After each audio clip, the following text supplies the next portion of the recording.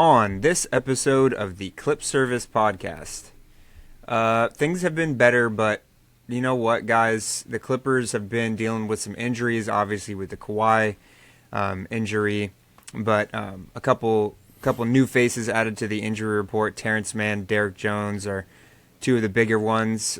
We had one missed game from James Harden, so the team's been a little banged up, and we've strung together a little bit of a losing streak because of it, but we're going to talk about it a little further on in the episode, but maybe there's some good news on the horizon. We'll dive into that, but it looks like Kawhi Leonard is starting to ramp up a little bit.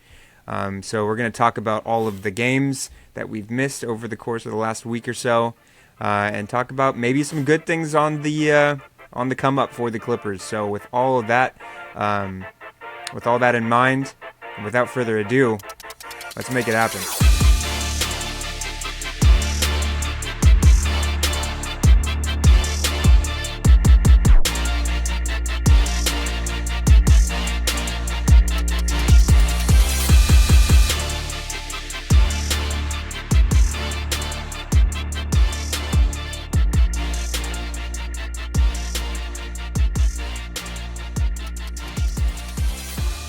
What's up, guys?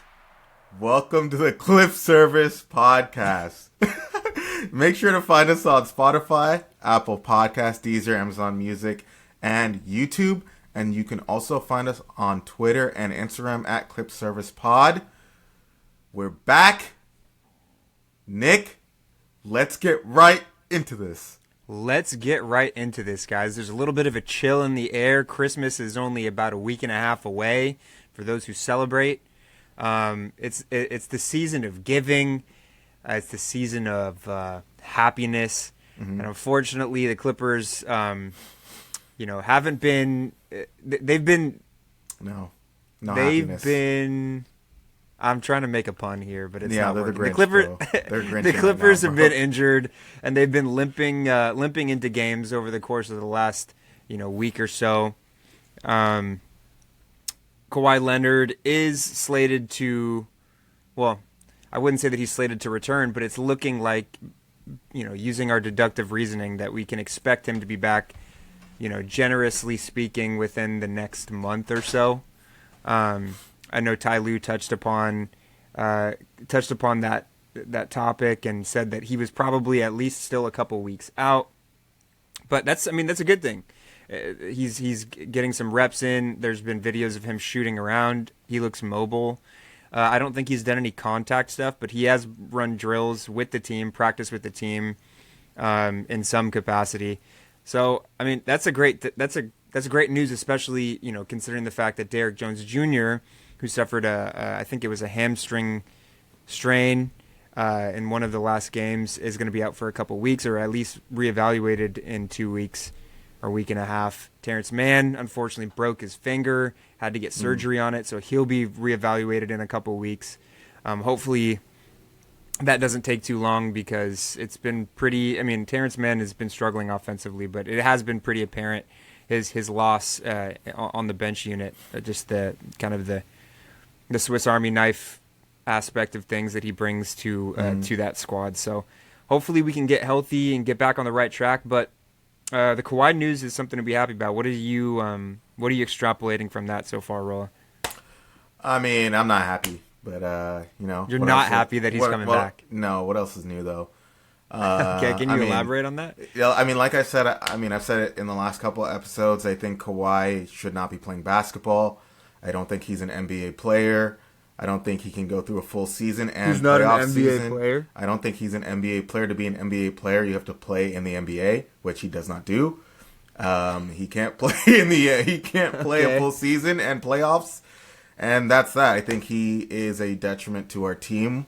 And I think once he comes back, we'll see that. And I think that history will repeat itself again for the 5th year in a row, where we'll be in the playoffs without him. But yeah, with all the injuries happening now, it's I guess it's good that we have extra bodies coming back. Yes. But I think that if he were not on the team, we would have better players in that place. How do you know could that? help us in the long run? How do you know that? Bro, I just know. We would have better players Kawhi than told him. me, bro. He came Yeah, to my crib, a bro. little birdie. Yeah. Little birdie told you. Yeah, I mean, I obviously feel quite differently. I think I have a little bit more of a rose-colored Optimistic. tint on my glasses. But I think that regardless of what Kawhi looks like when he comes back, and obviously he's going to be a little bit rusty right away. His first couple games back, but regardless, I think having a body back, especially one that plays the wing position, considering the guys that we have out, I think that in and of itself is a plus. Like I said, what he looks like to start off remains to be seen, but I'm optimistic about it. And so, that being said, my optimism has dwindled a little bit over the course of the last couple games. Obviously not too much, but the Clippers unfortunately took 3 straight losses to the Timberwolves, to the Rockets, and to the Nuggets. Prior to that, they did beat the Portland Trailblazers, which we'll actually talk about right now. That was the first game that we missed.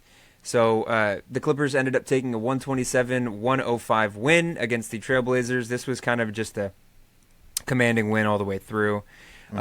Their leading scorer was DeAndre Ayton with 16. Norm did his thing, provided 30. 23 from James, 15 from Derek Jones. The starters looked really good. The bench didn't provide a ton, other than Amir Coffey and Jordan Miller, who had 19 and 14 respectively, which is great. Love to see it.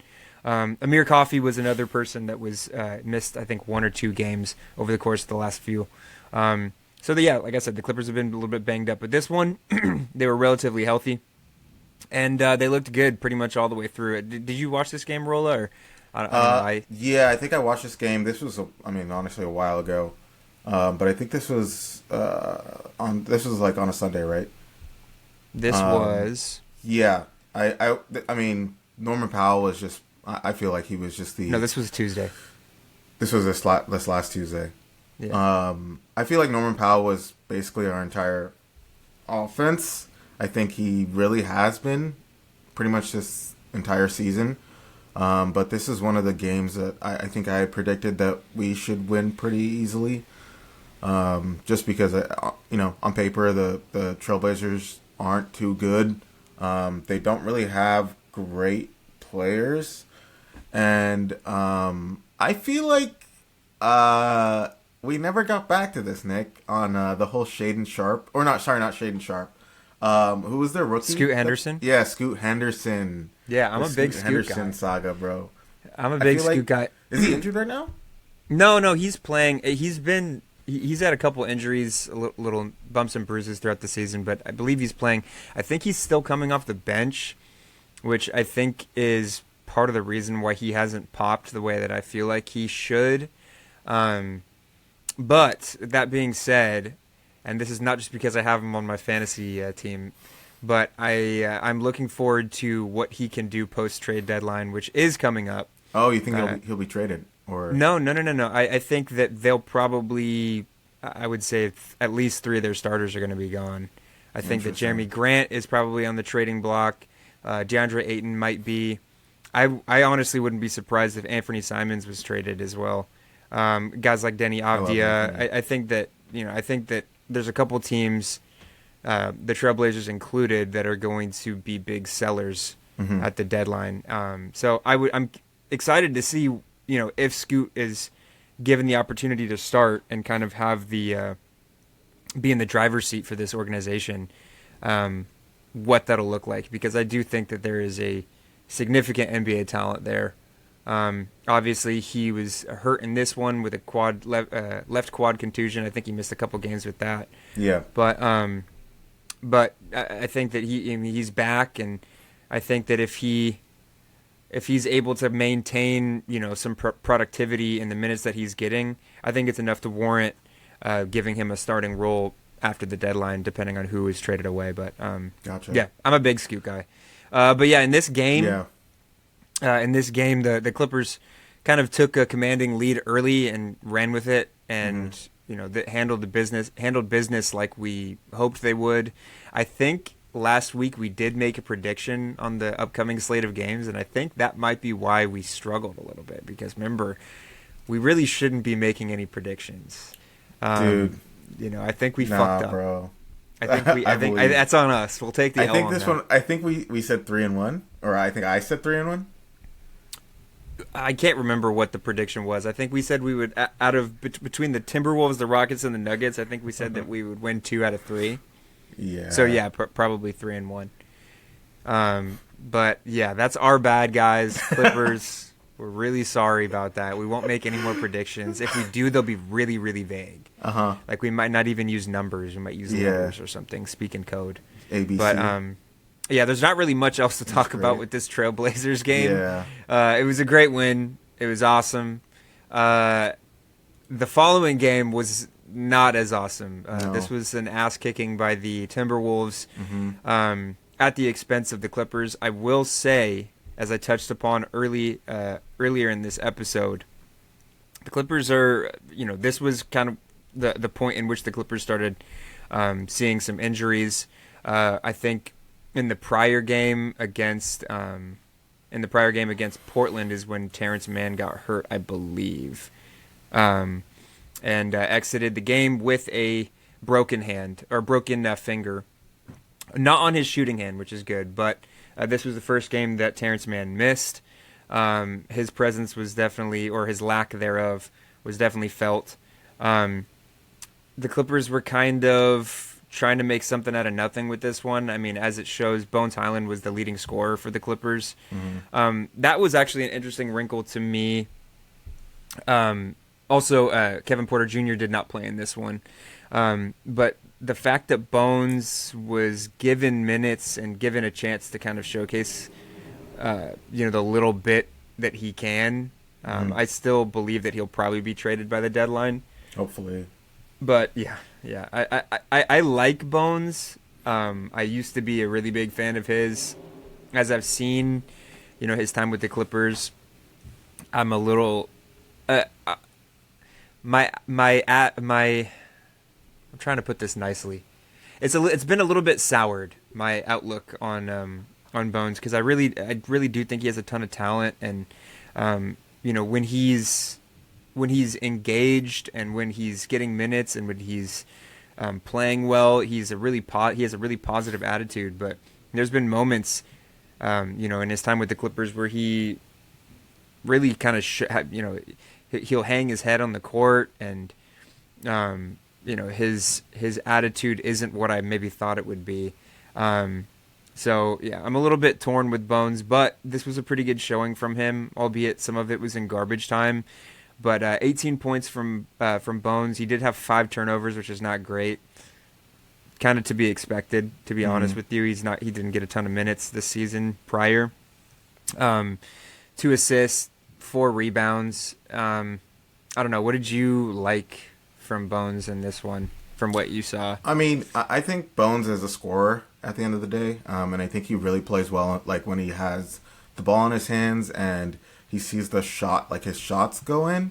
I think once he sees 1 or 2 go in, then he kind of just balls.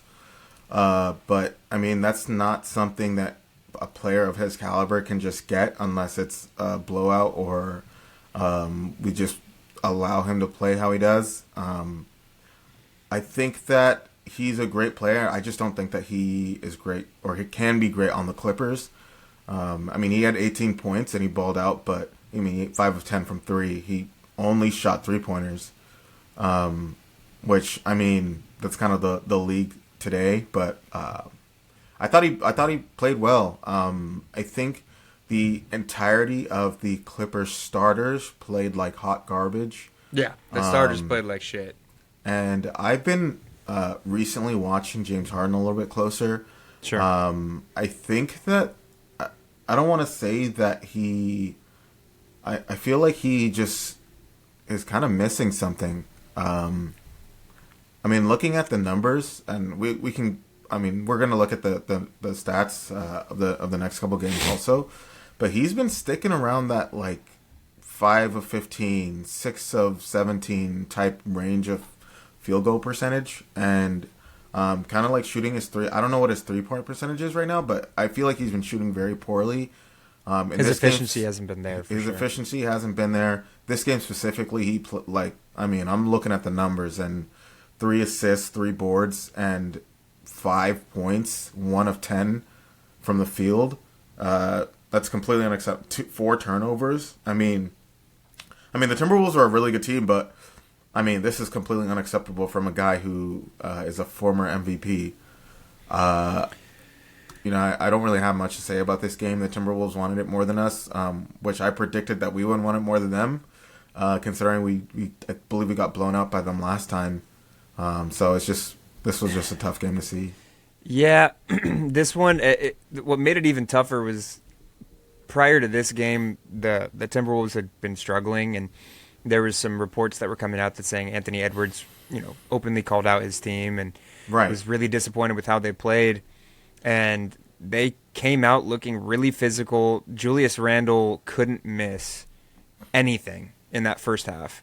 He came out and just completely, not completely, but took us out of the game in the first half. I think at one point it was like 37-17 in the second quarter to open up the second quarter. Mm-hmm. So they just the energy that they had to start the game was miles and miles ahead of us, and it sucks because I was going to say that this was an into it, and that's not something that we've had a stretch where we were so good at protecting home court advantage, and we can't let a team walk in and just run laps around us, and that's what happened in this one, unfortunately. And as you said, the starters, including James Harden, did not look good in this one. Zoo with 4 points, James Harden with 5. Chris Dunn, you can live with the 2 points, but I think we need a little bit more offensively from him when we're struggling like that.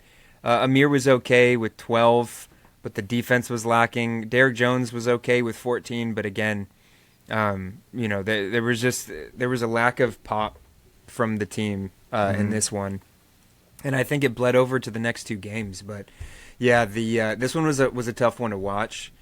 For sure, and like you said, especially at home, our home records at this point after this game was 9-5, and we need to get back on track and kind of make Intuit Dome look like the fortress it was, for a couple of weeks, very recently. So, the following game was the matchup against the Houston Rockets. The Houston Rockets have been cruising. I figured that this one was going to be tough. They're top 5 defense. They're very much improved offense with Jalen Green playing well, Alperen Şengün playing really, really well. They just look really good. They have the depth with Tari Eason and Amen Thompson, and Dylan Brooks. He plays his role very well. Jabari Smith is becoming more and more efficient each game. And this was another game where our defensive focus and our defensive discipline just wasn't what it should have been. No. It was a better scoring output from our starters in this one. Unfortunately, we didn't have James Harden in this one. I think he suffered some sort of ankle injury or something like that, groin injury, some lower body injury in the game prior, and sat this one out. So Kevin Porter Jr. got the start, looked okay. The thing with Kevin Porter Jr. and the thing with Bones Highland, so both of them I kind of look at through the same lens. They can give you buckets, right? But it's like, is it enough to mitigate the flaws that they have on the court, mainly defense and decision making? And it was pretty obvious in this one that while Kevin Porter Jr. can get he can get hot and he can give you points, it's the decision making. He had the lowest plus minus on the entire team at -18. It's just like, are you willing to live with the flaws, just to get a couple extra buckets from the point guard spot? Yeah. So I don't know. I think the Clippers, it's been pretty apparent the last several games that the Clippers have an issue with the options that they currently have at the backup point guard spot. because it's been, okay, we got to either choose between Kevin Porter Jr. or Bones Highland, and both of them Right. have very glaring flaws. Do you have anything to touch on with that? I mean, yeah, the overall game was trash. I mean, the Rockets are a really, really, really good team. I think This they're year. currently third in the West or second Currently in the third West. in the West, and I don't think that they're gonna go deep in the playoffs, but they're one of those teams that's close. Like I had mentioned in episode 1 or 2, all the teams that are trending upwards in the league are young teams, and I personally, I think this was over the summer that we had that little argument or discussion on like Kawhi, Paul George, James Harden, just because like I feel like we should be resetting and starting with some like young players because that's how all of the teams are trending. I think all the best teams are young, and we see it with this Rockets team. I mean, they're a very young team. I don't know if they're going to win the chip this year, but it's looking like it's something that's The future's in their near bright. future. Yeah. I don't think we wanted it this game. I think that we were aware of our schedule and kind of took our foot off the brakes, as in like we knew that we were having breaks. A lot of the players maybe were a little bit less focused. Our defense seemed less focused, and I think that's why. I honestly think that that's why we've been blown out the last 3 games. Honestly, Yeah, I mean, you bring up a good point. I think that it was nice to have, for those of you that don't know, the Clippers had like four days off just because of the NBA Cup and everything. Clippers had about 4 days off between a couple of these games, which is great when you have guys that are injured. One thing that I didn't touch on is, aside from missing James Harden in this one, Amir Coffey sustained a shoulder injury in warm-ups, and so we didn't have him in this one. And Derek Jones left the game after the first quarter, I believe, with some sort of hamstring soreness, and that's what I touched upon earlier. I think he's going to be reevaluated in a couple of weeks. So the Clippers were definitely short-handed, which didn't help.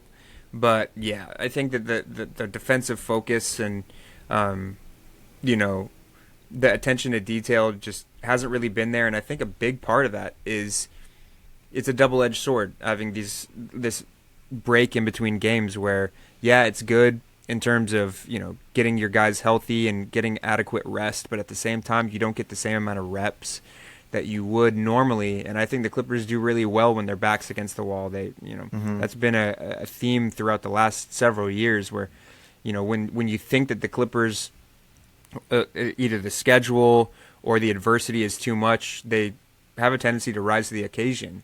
But when you have this time off and you're not in rhythm, I think that the Clippers really struggle, and that's been pretty apparent over the course of the last 3-game losing streak. I think that plays a factor in that. So, yeah, this was an unfortunate loss. I think the part that makes the last 3 games or the last 3 losses so tough is because everything's so close in the standings right now in the West. Yeah. I mean, you look at the standings, you have OKC in first, Memphis in second, 2.5 games behind, Houston in third, 3.5 games behind, and then Dallas 4 games, Golden State 5.5, and the Nuggets 6. And the Timberwolves are basically right in front of the Clippers. I think same number of games back, but a higher win percentage at 7th. So I think the part that makes it so shitty is that when you lose to one of these teams, it creates so much more separation because everything's so tight, and all of these teams are pretty close to the Clippers in terms of standings. So aside from maybe the Rockets, so this one was tough. I was really hoping that we would try and get a bounce back against the Nuggets. I mean, we've beat them twice this season so far. We've beat them 4 straight times coming into this game, but unfortunately, it was the exact opposite. The Nuggets completely destroyed the Clippers. This game was in Denver, so that never helps. Obviously, with the altitude, it's a tough building to play in. But again, the Clippers just kind of looked flat in this one. James Harden was able to return, so that was great. Norman Powell was in this one. Amir Coffey was able to play. But unfortunately, you didn't see the same bounce from any of those guys. Nobody really looked good in this one. Norm was really hot and cold in this one. Was 3 for 10 from three, 6 for 14 from the field, as was James Harden, 6 for 14 with 15 points.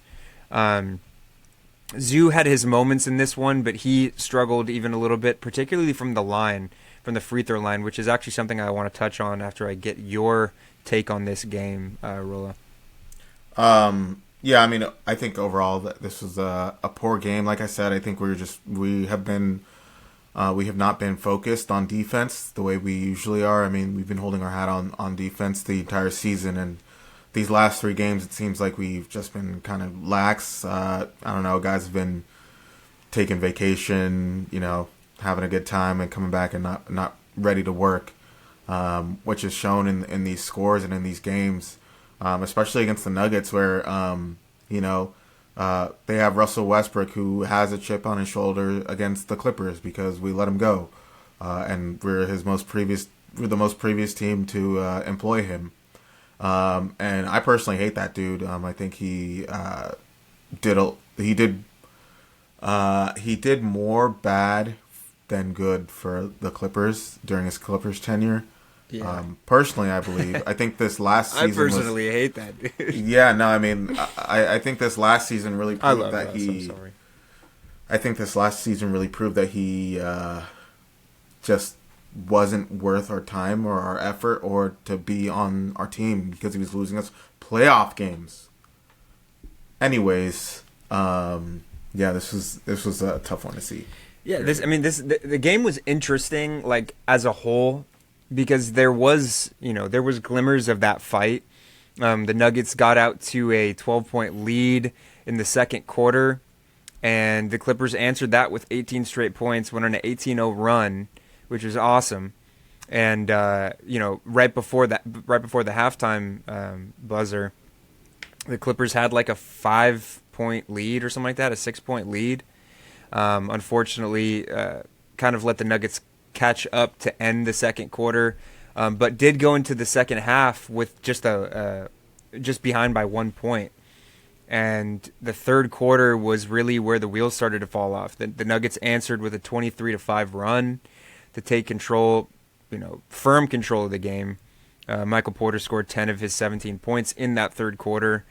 And from that point, it was really the thing that I saw in this game was the moment the Clippers took their foot off the gas, the Nuggets would score in bunches, and it was too much. It was too much bleeding to stop. And in the third quarter, the Nuggets really ran away with it. Russ was a factor in this one. He provided a ton of hustle for them. As I said, Michael Porter really got hot in that third quarter, and Jokic did his thing and put us away.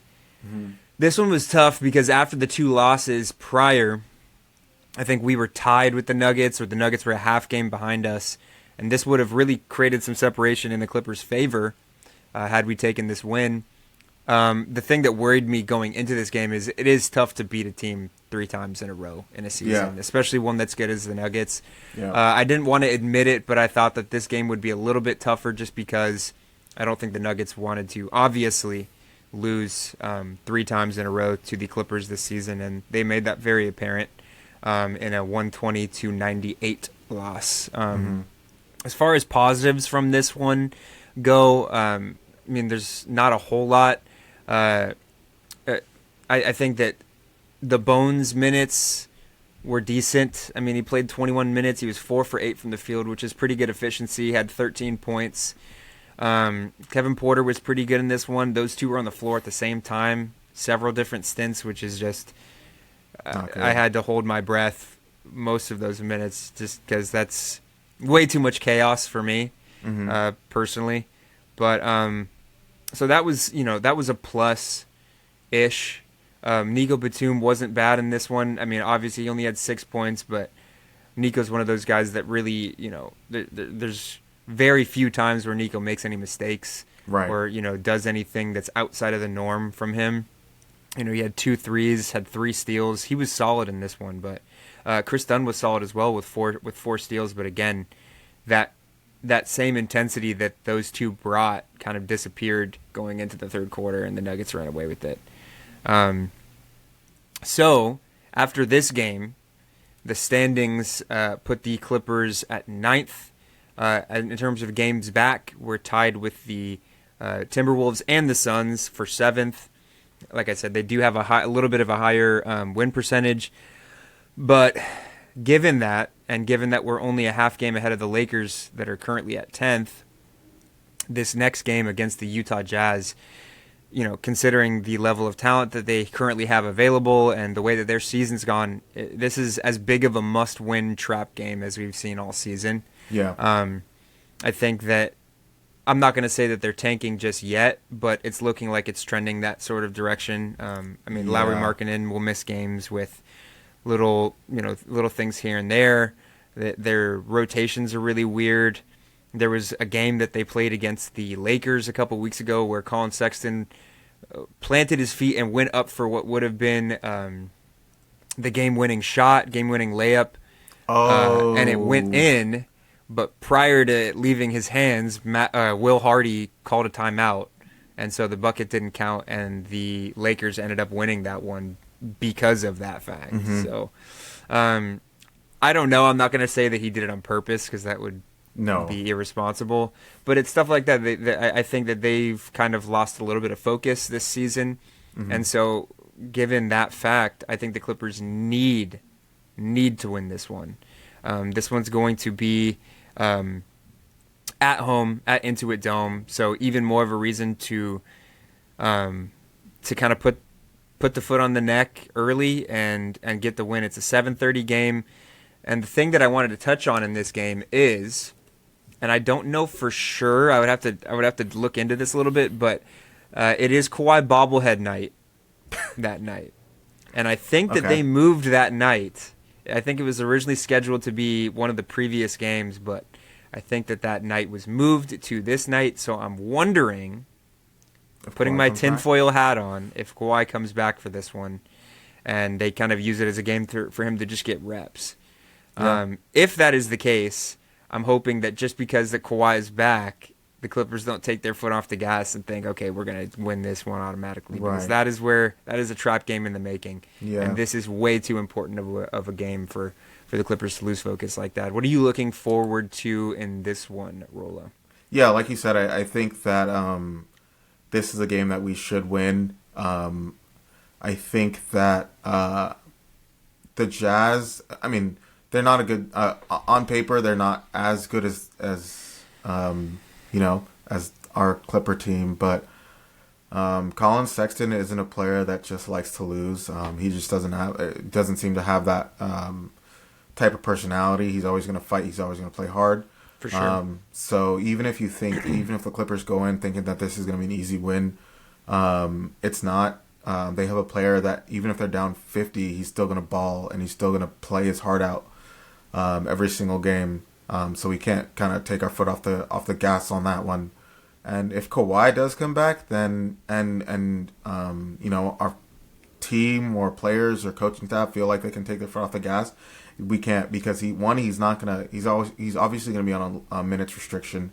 2, he's gonna be rusty, and 3, he's just not gonna play at the speed of the other players. And I think that it's gonna be apparent pretty much immediately, because he hasn't played on an NBA level since last year. Since the middle of the year. So it's just not. I would love to see him back. Bobblehead night. Everyone gets a little bobblehead. But overall, I think that we should still fight and still try to play hard and lock in on defense and win this game. Because I think the next 2 games are gonna be very difficult. The next 2 games Roll is referring to are it's the first 2 games of a little mini road trip that the Clippers are going on, both in Dallas against the Mavericks. The following game will be against Memphis, which we will talk about next week. But talking about the Dallas games, this will be the first time that we've played them all season.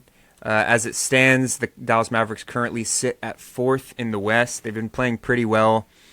Despite some bumps and bruises.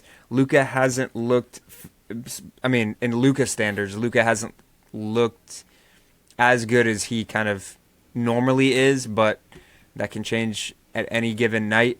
Mm-hmm. And Luka always takes these games against the Clippers personally, Yeah. which freaks me Always. out. And it's another reason why the Clippers need to take this Jazz game seriously, because I think that, as you said, Rolla, these games against the Mavericks are going to be difficult, especially Yeah. because they will both be in Dallas. Yeah. What's one thing that you're looking for the Clippers to make an emphasis on, with or without Kawhi, in this one? Like I said, I think just got to lock in on defense. He's gonna play hard. We know this. We know his history with the Clippers. He doesn't like us, which he shouldn't. I mean, we've kept him from the playoffs 2 years in a row, and I think the one year he didn't play the Clippers, they went to the Western Conference Finals. So I mean, we were in his way. Obviously, he's gonna hate us. That was the year they went to that was last year they went to the finals. Did they not? They did go to the finals last year, but I think the year before they went to the Western. Oh, okay. They beat the Suns. That was that. I see. The Suns year. Yes. But yeah, I mean, it's in Dallas. It's gonna be two tough games. Yeah. I think we gotta take the easy one, and then hope for the best. Lock in on defense on the next two.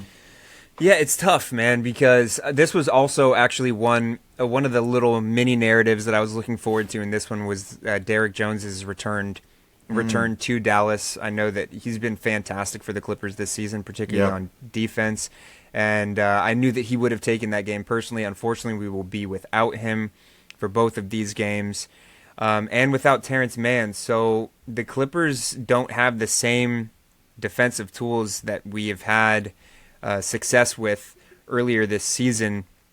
So it's up to guys that aren't normally called upon to be defensive stoppers and to be defensive guys to really step up and focus on that side of the ball.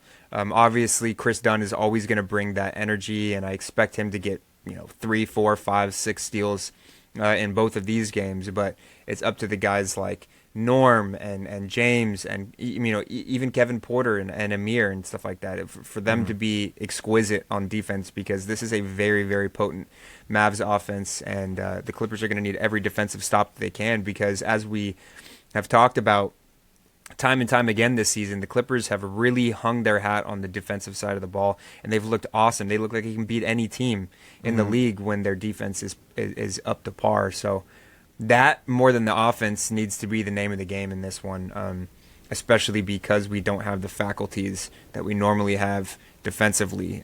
So guys are going to have to step up.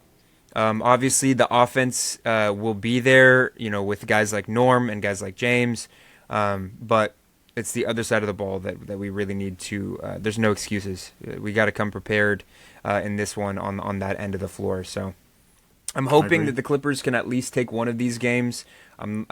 As I said before, I'm not going to make any predictions, but if the Clippers defense looks sound and if we take this game seriously, I like our chances. So, like I said, we'll be talking about the Memphis game next week, but I think that pretty much does it for the previews for the next upcoming 3 games for the Los Angeles Clippers. We're going to get into a quick segment of quick takes, everyone's favorite segment. Yeah. So without further ado, Rolla, come on, let's hear what you got for me. All right, so I got a few quick takes this week. So Nick, this is a 2-minute quick take. Okay. I'll be timing you 90. I'm getting timed now, huh? 120 seconds. Oh yeah. The math 120 checks out. The math checks out. You'll be cut off. Okay. No, I'm not actually gonna. Are you gonna just scream into the mic? Yeah. I'll just. Okay. Yeah. All right. So starting off with number 1. Let's hear it. There have been trade rumors over a certain 40-year-old superstar. Some may call him the greatest of all time.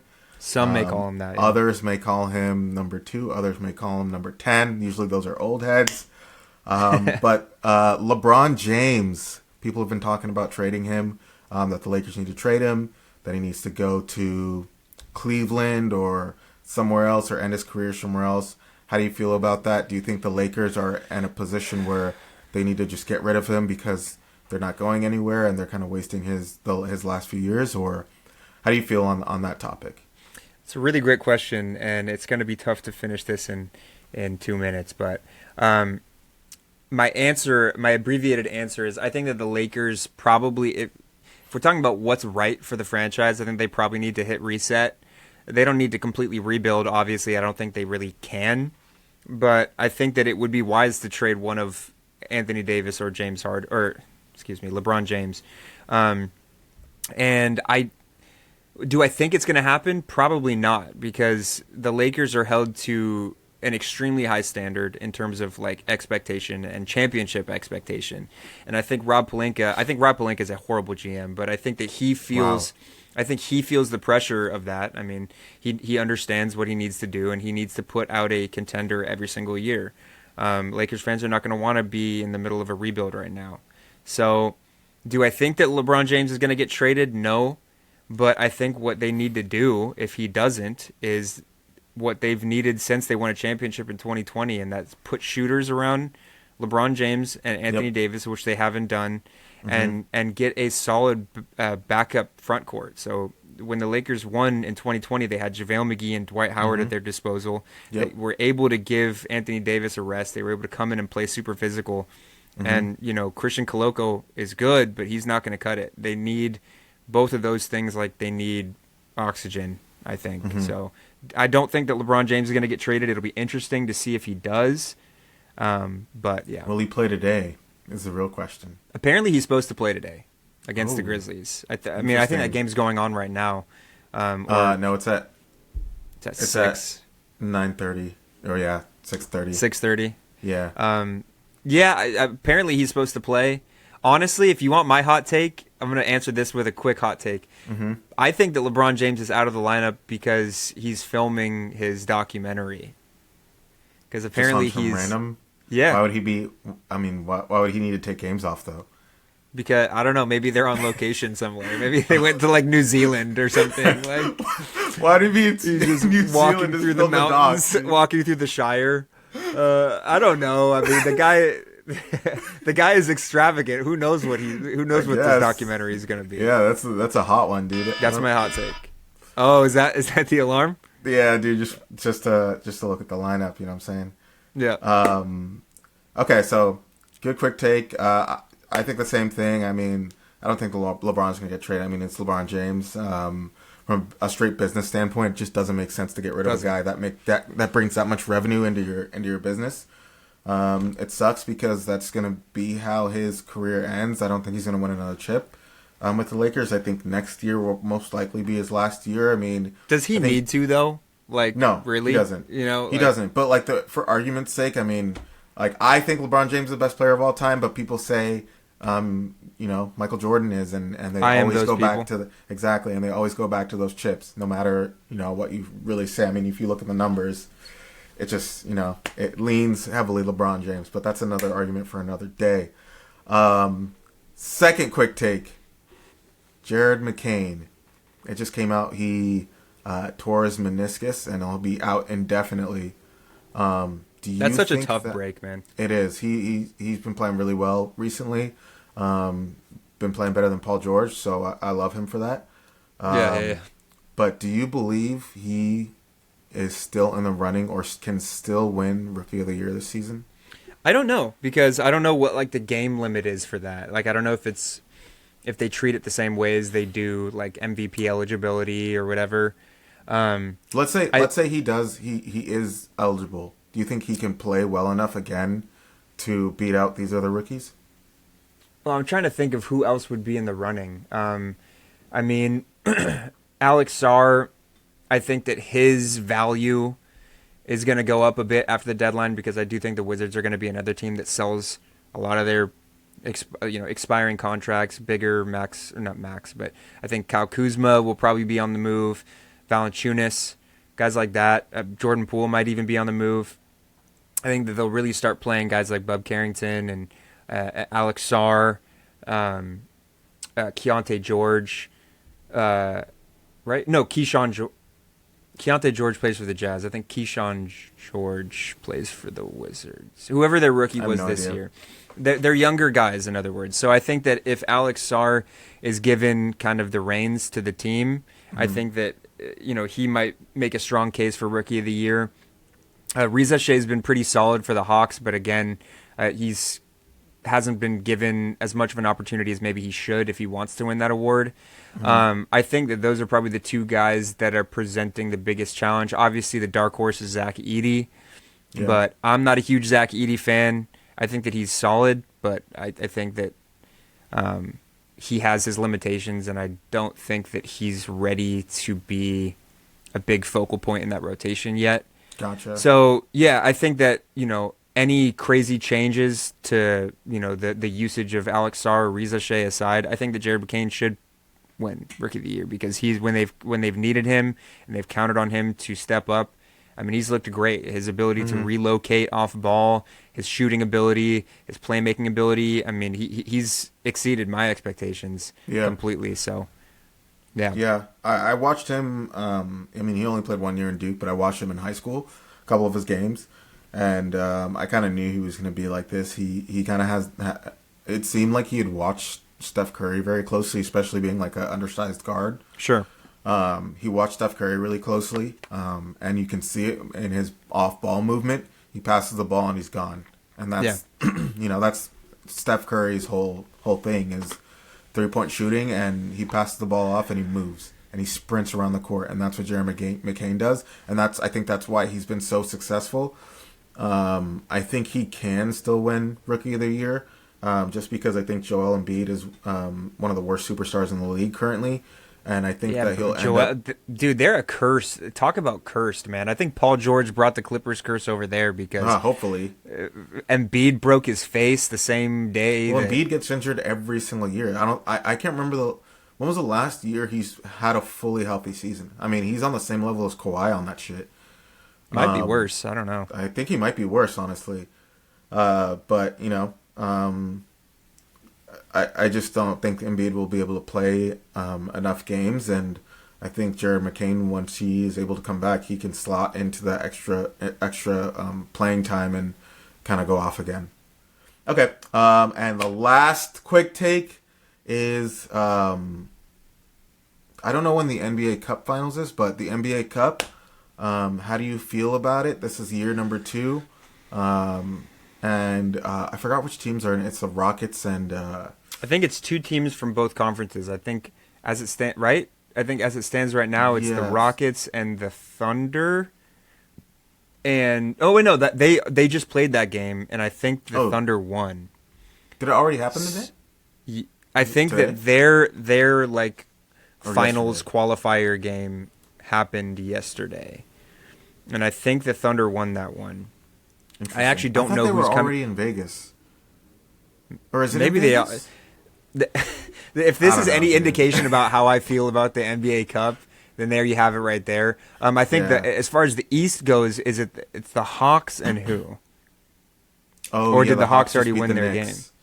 Yeah, I think the Hawks are in the finals now because they beat the Knicks. Okay. So I guess it's the Hawks against the Thunder for the Cup, right? I don't know, dude. I find so it hard basically, to basically answer your question, I think in essence it's a really cool idea.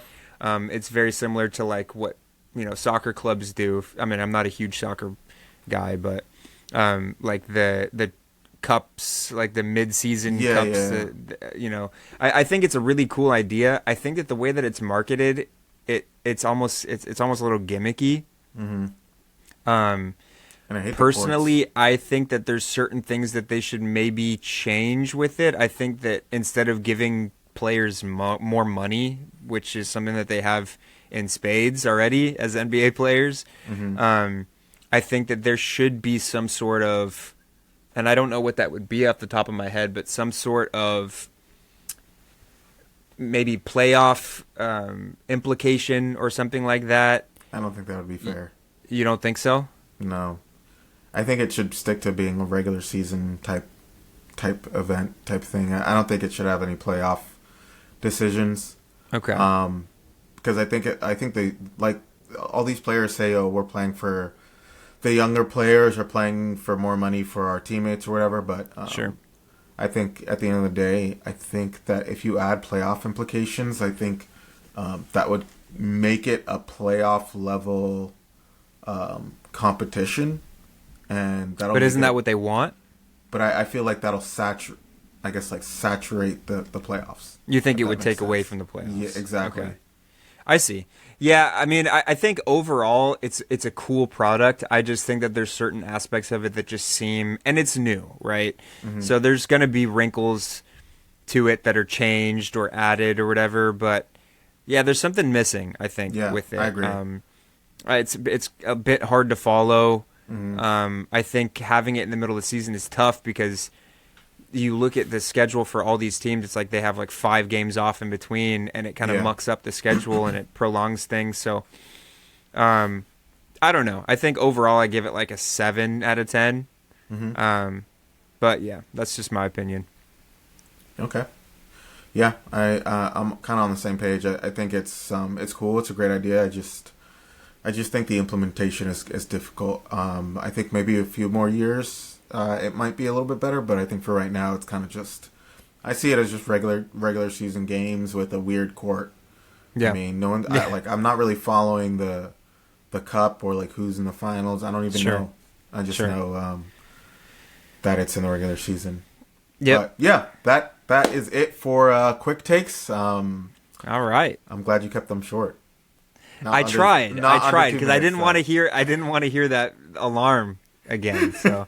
Yeah, that does it for quick takes, guys, and that does it for this episode.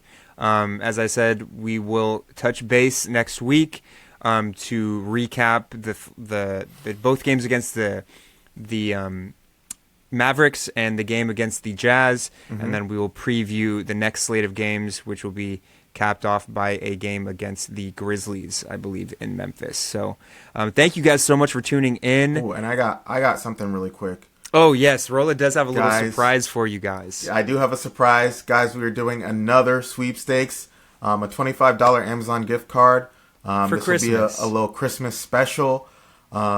This time around, we're going to be asking for you guys to comment, watch, and like our YouTube video specifically.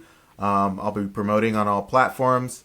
All you guys got to do is, like I said, like, comment, watch, subscribe, enjoy this specific episode.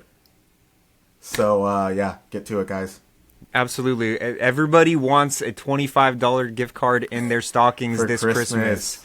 So get on that, guys. And as always, thank you guys so much for tuning in. You can catch us on all of the platforms Rolla listed, Twitter X, Instagram, YouTube, Amazon Music, Apple Podcasts, Spotify. Give us a thumbs up, like, comment, subscribe, review. We really appreciate it. The Clippers will hopefully get Kawhi Leonard back. I don't know when that will be, but it should be soon.